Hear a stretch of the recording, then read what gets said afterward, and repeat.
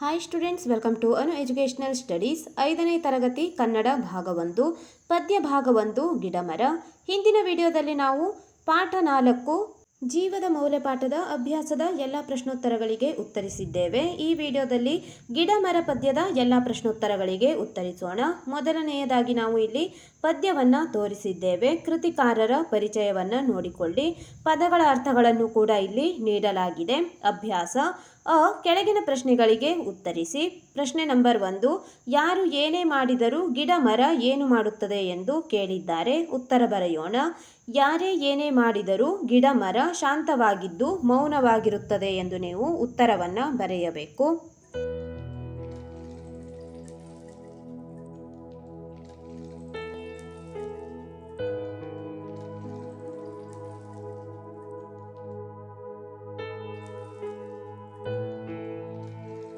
ಪ್ರಶ್ನೆ ನಂಬರ್ 2, ಕಡಲುಕ್ಕುವ ಚೇತನ ಎಲ್ಲಿ ಕಾಣಬರುತ್ತದೆ? ಉತ್ತರ, ರೆಂಬೆ ಕೊಂಬೆಗಳ ಚಿಗುರುವಲ್ಲಿ ಕಡಲುಕ್ಕುವ ಚೇತನವು ಕಾಣಬರುತ್ತದೆ. ಪ್ರಶ್ನೆ ನಂಬರ್ 3, ಅದು ಇದು ಎಣಿಸದಿರುವುದು ಯಾವುದು ಎಂದು ಕೇಳಲಾಗಿದೆ. ಉತ್ತರ ಬರೆಯೋಣ.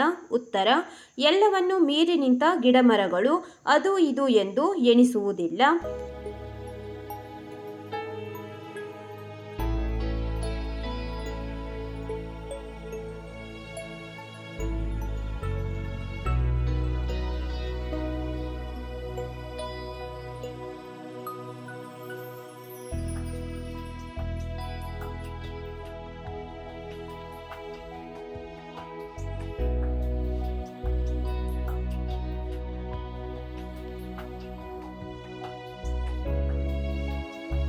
ಪ್ರಶ್ನೆ ನಂಬರ್ 4, ಗಿಡಮರಗಳು ಹೇಗೆ ಬೆಳೆದು ಅರಳುತ್ತಿವೆ ಎಂದು ಕೇಳಲಾಗಿದೆ. ಉತ್ತರ, ಗಿಡಮರಗಳು ತಮ್ಮಲ್ಲಿ ವೈವಿಧ್ಯತೆ ಇದ್ದರೂ ಋತುಮಾನಗಳನ್ನು ಎದುರಿಸಿ ಬೆಳೆದು ಅರಳುತ್ತಿವೆ.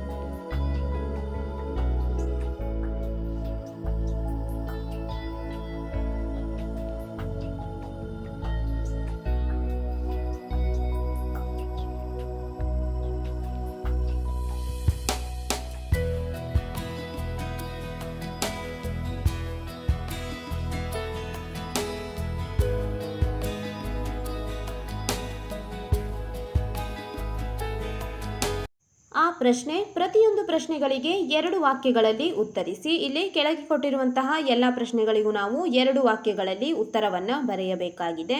ಪ್ರಶ್ನೆ ನಂಬರ್ 1, ಬೆಳೆದು ನಿಂತ ಗಿಡ ಮರ ಹೇಗಿವೆ ಎಂದು ಕೇಳಿದ್ದಾರೆ. ಉತ್ತರ ಬರೆಯೋಣ. ಉತ್ತರ, ಬೆಳೆದು ನಿಂತ ಗಿಡಮರಗಳು ಸೊಗಸಾಗಿ ಕಾಣುತ್ತವೆ. ಅಂದವಾಗಿ ಬೆಳೆದು ಸುವಾಸನೆಯನ್ನು ಬೀರುತ್ತಾ ನೋಡುಗರ ಮನಸ್ಸನ್ನು ತಣಿಸುತ್ತದೆ. ಪ್ರಶ್ನೆ ನಂಬರ್ 2, ಯಾರ ಮಾತಿನಂತೆ ಮನ ಇಲ್ಲ, ಏಕೆ ಎಂದು ಕೇಳಿದ್ದಾರೆ. ಉತ್ತರ, ಮನುಷ್ಯನ ಮಾತಿನಂತೆ ಅವನ ಮನ ಇಲ್ಲ. ಅವನ ಮನಸ್ಸಿನ ತುಂಬ ಕೇವಲ ವರ್ಣ, ಜಾತಿ, ಧರ್ಮ ಮುಂತಾದವುಗಳ ಕೆಟ್ಟ ವಿಚಾರಗಳು ತುಂಬಿಕೊಂಡಿದೆ. ಅದಕ್ಕಾಗಿ ಮಾತಿನಂತೆ ಅವರ ಮನಸ್ಸು ಇಲ್ಲ.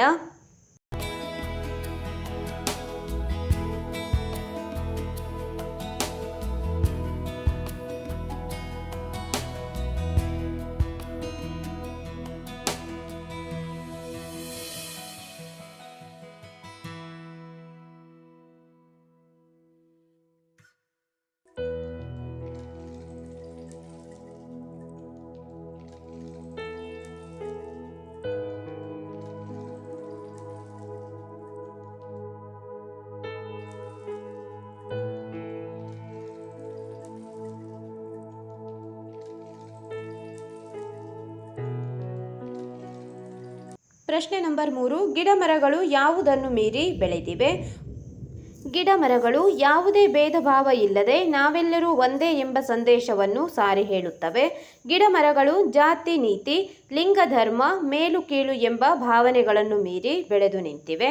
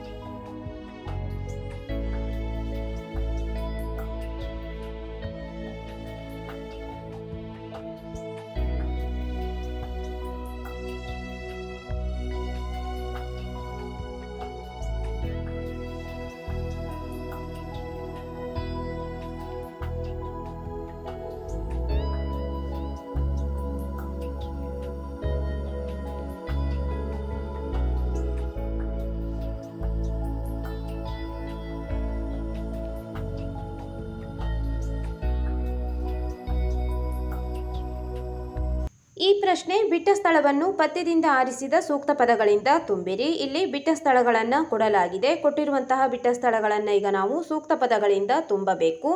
ಎಂಥ ಸೊಗಸು ಡ್ಯಾಶ್ ಎಂದು ಕೊಟ್ಟಿದ್ದಾರೆ. ಎಂಥ ಸೊಗಸು ಏನು ಕಂಪು. ರೆಂಬೆ ಕೊಂಬೆ ಡ್ಯಾಶ್ ಎಂದು ಕೊಡಲಾಗಿದೆ. ರೆಂಬೆ ಕೊಂಬೆ ಚಿಗುರುವಲ್ಲಿ. ಮನುಷ್ಯನಲ್ಲಿ ಡ್ಯಾಶ್ ಎಂದು ಕೊಟ್ಟಿದ್ದಾರೆ. ಮನುಷ್ಯನಲ್ಲಿ ಮಾತು ಉಂಟು. ಜಾತಿಗೀತಿ ಲಿಂಗಧರ್ಮ. ಬೆಳೆದು ನಿಂತ ರೆಂಬೆಕೊಂಬೆ.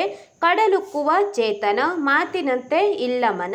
ಮೀರಿ ಬೆಳೆದ ಗಿಡಮರ. ಇಲ್ಲಿ ಬಿಟ್ಟಿರುವಂತಹ ಸ್ಥಳಗಳನ್ನು ನಾವು ತುಂಬಿದ್ದೇವೆ.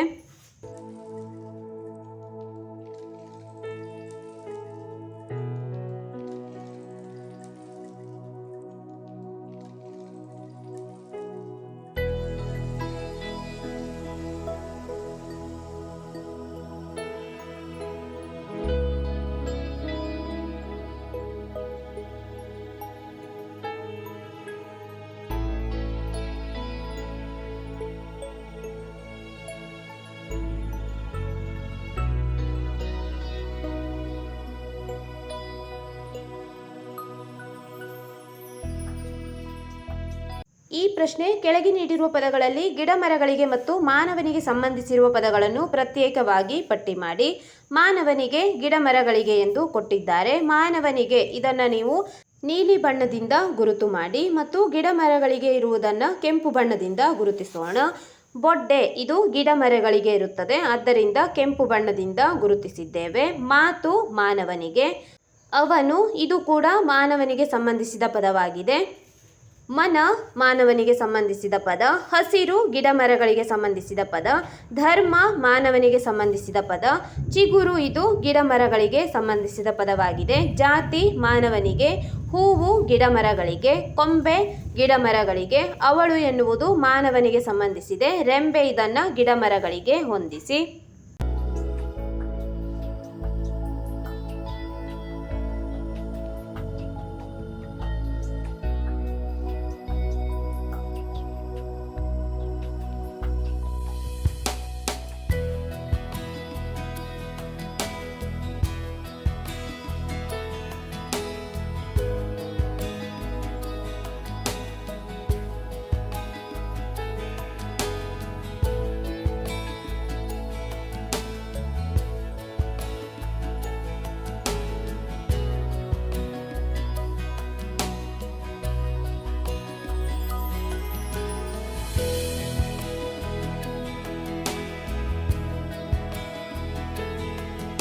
ಚಟುವಟಿಕೆಯನ್ನು ಕೊಡಲಾಗಿದೆ, ನೋಡಿಕೊಳ್ಳಿ.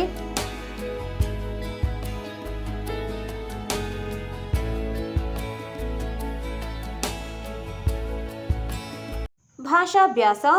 ಕೆಳಗಿನ ಪ್ರಶ್ನೆಗಳಿಗೆ ಉತ್ತರಿಸಿ. ಇಲ್ಲಿ ಮೇಲೆ ಕೊಟ್ಟಿರುವಂತಹ ವ್ಯಾಕರಣ ಅಂಶದಿಂದ ಕೆಲವೊಂದಿಷ್ಟು ಪ್ರಶ್ನೆಗಳನ್ನು ಕೊಡಲಾಗಿದೆ. ಈಗ ನಾವು ಕೊಟ್ಟಿರುವಂತಹ ಪ್ರಶ್ನೆಗಳಿಗೆ ಒಂದೊಂದಾಗಿ ಉತ್ತರಿಸೋಣ. ಪ್ರಶ್ನೆ ನಂಬರ್ 1, ಪುಲ್ಲಿಂಗ ಎಂದರೇನು ಎಂದು ಕೇಳಿದ್ದಾರೆ. ಉತ್ತರ: ಗಂಡು ಎಂಬ ಅರ್ಥದಿಂದ ಬಳಸುವ ಪದಗಳು ಪುಲ್ಲಿಂಗಗಳು. ಎರಡನೇ ಪ್ರಶ್ನೆ, ಸ್ತ್ರೀಲಿಂಗ ಎಂದರೇನು ಎಂದು ಕೇಳಲಾಗಿದೆ. ಹೆಣ್ಣು ಎಂಬ ಅರ್ಥದಿಂದ ಬಳಸುವ ಪದಗಳು ಸ್ತ್ರೀಲಿಂಗಗಳು. ಮೂರನೇ ಪ್ರಶ್ನೆ, ನಪುಂಸಕಲಿಂಗ ಎಂದರೇನು ಎಂದು ಕೇಳಿದ್ದಾರೆ. ಗಂಡು ಅಥವಾ ಹೆಣ್ಣು ಎಂಬ ಅರ್ಥದಿಂದ ಬಳಕೆಯಾಗದ ಪದಗಳು ನಪುಂಸಕಲಿಂಗಗಳು ಎಂದು ಬರೆಯಿರಿ.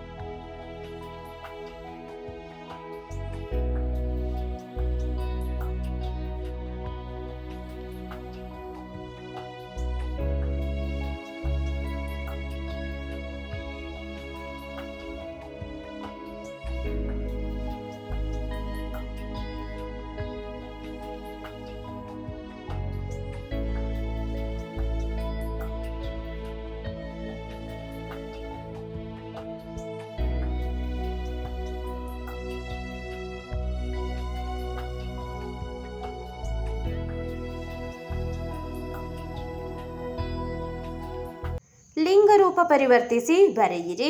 ಮೊದಲನೆಯದಾಗಿ ಶರಣ ಎಂದು ಪುಲ್ಲಿಂಗದಲ್ಲಿ ಕೊಟ್ಟಿದ್ದಾರೆ. ನಾವು ಸ್ತ್ರೀಲಿಂಗಕ್ಕೆ ಪರಿವರ್ತಿಸಿ ಬರೆಯಬೇಕು. ಶರಣ ಶರಣೆ. ಇವಳು ಎಂದು ಸ್ತ್ರೀಲಿಂಗದಲ್ಲಿ ಕೊಡಲಾಗಿದೆ. ನಾವು ಪುಲ್ಲಿಂಗಕ್ಕೆ ಪರಿವರ್ತಿಸಬೇಕು. ಇವಳು ಇವನು. ಗೌಡತಿ ಎಂದು ಸ್ತ್ರೀಲಿಂಗದಲ್ಲಿ ಕೊಟ್ಟಿದ್ದಾರೆ. ಪುಲ್ಲಿಂಗದಲ್ಲಿ ಬರೆದಾಗ ಗೌಡ ಎಂದು ಬರೆಯಬೇಕು. ಅತ್ತೆ ಇದು ಕೂಡ ಸ್ತ್ರೀಲಿಂಗವಾಗಿದೆ. ಪುಲ್ಲಿಂಗ ರೂಪದಲ್ಲಿ ಮಾವ ಎಂದು ಬರೆದುಕೊಳ್ಳಿ. ಅವನು ಅವನು ಎನ್ನುವುದು ಪುಲ್ಲಿಂಗ. ಸ್ತ್ರೀಲಿಂಗ ರೂಪದಲ್ಲಿ ಬರೆದಾಗ ಅವಳು ಎಂದು ಆಗುತ್ತದೆ. ಅವಳು ಎಂದು ಬರೆಯಿರಿ.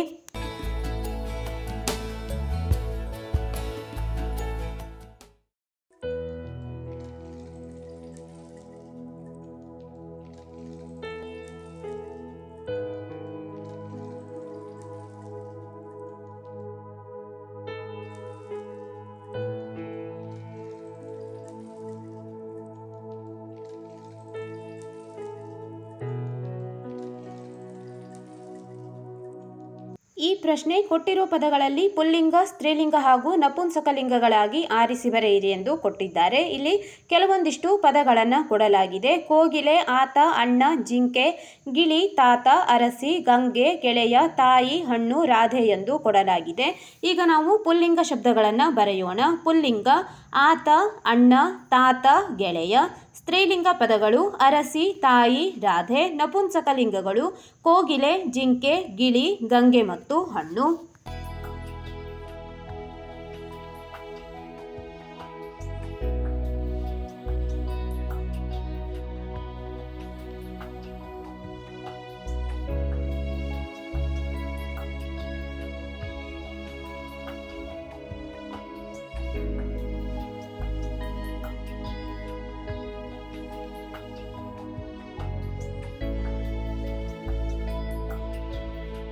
ಭಾಷಾಭ್ಯಾಸ. ಕೆಳಗೆ ನೀಡಿರುವ ವಾಕ್ಯಗಳನ್ನು ಆವರಣದಲ್ಲಿ ನೀಡಿರುವ ಪದಗಳಲ್ಲಿ ಸೂಕ್ತವಾದುದನ್ನು ಆರಿಸಿ ವಾಕ್ಯ ಪೂರ್ಣಗೊಳಿಸಿ. ಪ್ರಶ್ನೆ ನಂಬರ್ 1. ಬೆಳದಿಂಗಳ ರಾತ್ರಿಯಲ್ಲಿ ಚಂದ್ರನಿರುವ ಡ್ಯಾಶ್ ನೋಡುವುದೇ ಆನಂದ. ಬ್ರಾಕೆಟ್ನಲ್ಲಿ ಅಗಸನನ್ನು ಆಗಸವನ್ನು ಎಂದು ಕೊಟ್ಟಿದ್ದಾರೆ. ಇಲ್ಲಿ ಆಗಸವನ್ನು ಎಂದು ನೀವು ಬರೆಯಬೇಕು. ಬೆಳದಿಂಗಳ ರಾತ್ರಿಯಲ್ಲಿ ಚಂದ್ರನಿರುವ ಆಗಸವನ್ನು ನೋಡುವುದೇ ಆನಂದ. ಪ್ರಶ್ನೆ ನಂಬರ್ 2. ನಿನಗೆ ಪೆಟ್ಟಾಗಿರುವುದನ್ನು ಕಂಡಾಗ ನನಗೆ ಡ್ಯಾಶ್ ಬಂದಿತು ಎಂದು ಕೊಟ್ಟಿದ್ದಾರೆ. ಬ್ರಾಕೆಟ್ನಲ್ಲಿ ಆಳು ಮತ್ತು ಅಳು ಎಂದು ಕೊಡಲಾಗಿದೆ. ಅಳು ಎಂದು ಬರೆದುಕೊಳ್ಳಿ. ನಿನಗೆ ಪೆಟ್ಟಾಗಿರುವುದನ್ನು ಕಂಡಾಗ ನನಗೆ ಅಳು ಬಂದಿತು. ಪ್ರಶ್ನೆ ನಂಬರ್ 3. ನನ್ನ ಡ್ಯಾಶ್ ಬೆಂಗಳೂರು. ಬ್ರಾಕೆಟ್ನಲ್ಲಿ ಊರು ಊರು ಎಂದು ಕೊಡಲಾಗಿದೆ. ಊರು ಎಂದು ಬರೆಯಿರಿ. ನನ್ನ ಊರು ಬೆಂಗಳೂರು. ಪ್ರಶ್ನೆ ನಂಬರ್ 4. ಸಂಜೆ ಆಟ ಆಡಿ ಡ್ಯಾಶ್ ಅನಂತರ ಊಟ ಮಾಡುತ್ತೇನೆ. ಓದಿದ ಎಂದು ಕೊಡಲಾಗಿದೆ. ಓದಿದ ಎಂದು ಬರೆಯಬೇಕು. ಸಂಜೆ ಆಟ ಆಡಿ ಓದಿದ ನಂತರ ಊಟ ಮಾಡುತ್ತೇನೆ. ಪ್ರಶ್ನೆ ನಂಬರ್ 5.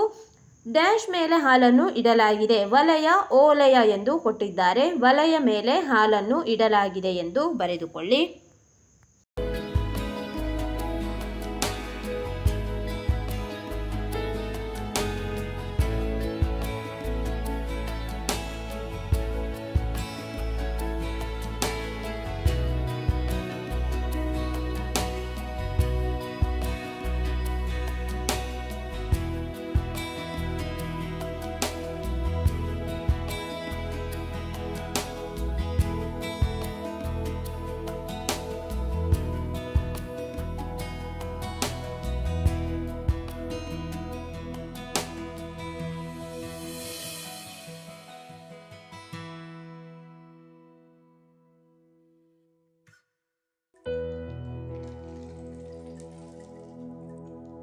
ಆ ಪ್ರಶ್ನೆ ಕೆಳಗೆ ನೀಡಿರುವ ವಾಕ್ಯಗಳನ್ನು ಆವರಣದಲ್ಲಿ ನೀಡಿರುವ ಅಕ್ಷರಗಳಲ್ಲಿ ಸೂಕ್ತವಾದುದನ್ನು ಆರಿಸಿ ಪೂರ್ಣಗೊಳಿಸಿ. ಪ್ರಶ್ನೆ ನಂಬರ್ 1. ಡ್ಯಾಶ್ ವೇರಿ ಡ್ಯಾಶ್ ಡಗಿನ. ಇಲ್ಲಿ ಕ, ಕ, ಕಿ, ಕೆ ಮತ್ತು ಕೋ ಎಂದು ಕೊಡಲಾಗಿದೆ. ನಾವು ಸರಿಯಾದ ಅಕ್ಷರವನ್ನು ಆರಿಸಿ ಬರೆದಿದ್ದೇವೆ. ಕಾವೇರಿ ಕೊಡಗಿನ ಭಾಗಮಂಡಲದ ಬೆಟ್ಟದ ಬಳಿ ಕಿರಿದಾಗಿ ಹುಟ್ಟಿ ಕೆಳಗೆ ಹರಿಯುತ್ತದೆ. ಇಲ್ಲಿ ನಾವು ಬರೆದಂತೆ ಸರಿಯಾದಂತಹ ಅಕ್ಷರಗಳನ್ನು ಆರಿಸಿ ಬರೆಯಿರಿ. ಪ್ರಶ್ನೆ ನಂಬರ್ 2ರಲ್ಲಿ ಇಲ್ಲಿ ಬ್ರಾಕೆಟ್ನಲ್ಲಿ ದ, ದ, ದೆ ಮತ್ತು ದೋ ಎಂದು ಕೊಡಲಾಗಿದೆ. ನಾವು ಸರಿಯಾದಂತಹ ಅಕ್ಷರಗಳನ್ನು ಆರಿಸಿ ಬರೆಯೋಣ. ನದಿಯನ್ನು ದಾಟಿ ಆಚೆಯ ದಡ ಸೇರಿದರೆ ದೊಡ್ಡ ಆಲದ ಮರ ಕಾಣುತ್ತದೆ. ಇಲ್ಲಿ ನಾವು ದ, ದ, ದೋ ಮತ್ತು ದೆ ಈ ಅಕ್ಷರಗಳನ್ನು ಸರಿಯಾಗಿ ಜೋಡಿಸಿ ಬರೆದಿದ್ದೇವೆ. ಪ್ರಶ್ನೆ ನಂಬರ್ 3. ಕಾವೇರಿ ಹಾವಿನಂತೆ ಹೊರಳಿ ಹರಿಯುವ ನದಿ. ಇಲ್ಲಿ ಹ, ಹೋ ಮತ್ತು ಹ ಅಕ್ಷರಗಳನ್ನು ಜೋಡಿಸಿ ಬರೆಯಿರಿ. ಈ ವಿಡಿಯೋದಲ್ಲಿ ನಾವು ಗಿಡಮರ ಪದ್ಯದ ಅಭ್ಯಾಸದ ಎಲ್ಲ ಪ್ರಶ್ನೋತ್ತರಗಳಿಗೆ ಉತ್ತರಿಸಿದ್ದೇವೆ. ಮುಂದಿನ ವಿಡಿಯೋದಲ್ಲಿ ಪದ್ಯ ಭಾಗ 2 ಸ್ವಾತಂತ್ರ್ಯದ ಹಣತೆ ಪದ್ಯದ ಅಭ್ಯಾಸದ ಎಲ್ಲ ಪ್ರಶ್ನೋತ್ತರಗಳಿಗೆ ಉತ್ತರಿಸೋಣ.